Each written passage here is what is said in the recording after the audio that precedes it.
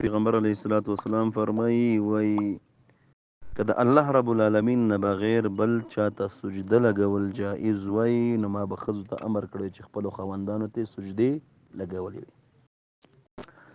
دوهم دا هغه زنانه به الله رب العالمین د جنت څخه محرومه کړي کومه زنانه چې د خاوند حق نه ادا کوي. کومه زنانه چې د خاوند څخه سرکشي کوي په شرعي امورو کې داسې نه په ناروا کارونو کې. کومه زنانه چې د خاوند طاعت نه کوي او تابعداري نه کوي هغه باندې د الله او د پیغمبر علی السلام او د ملائکو لعنت ده.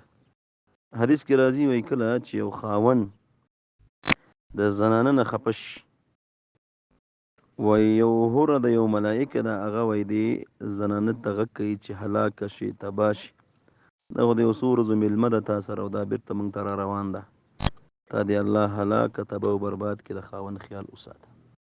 د خاوند خو ډېر زیات حقوق دي خو ګوره په شرعي امورو کې په ناروا کارو کې نه په شرعي امورو کې د خاوند ډېر حقوق دي په ښځه باندې.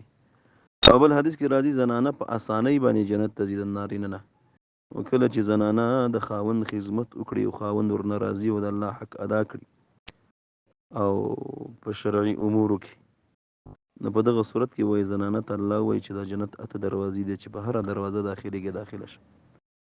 نو بس الله رب العالمین دې ټولو ته صالح بیبیانې نصیب کړي او که چاته الله بیبي ورکړي او صالح نه وي الله دې صالحه وګرځوي.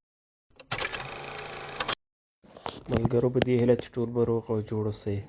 تاسو هم کولی شئ چې خپلې دیني پوښتنې د ویډیو په کمنټ کې راولېږئ تر څو مفتي صاحب درته ځواب کړي.